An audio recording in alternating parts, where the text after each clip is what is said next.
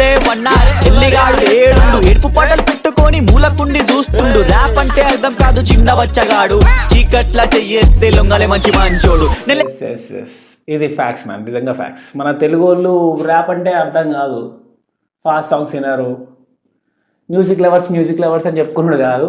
Just హిప్హాప్ని కొంచెం at least ఒకసారి వినరి, అర్థమైతేనే ఇస్తారు వినరి, ఒకసారి ట్రై చేయండి. మ్యూజిక్ని ఎంకరేజ్ చేస్తాం, అది చేస్తాం ఇది చేస్తాం కాదు. First we should encourage that. మావాడు వచ్చిన లైట్ అది ఏం కాదు. ఫస్ట్ వీడియో అది.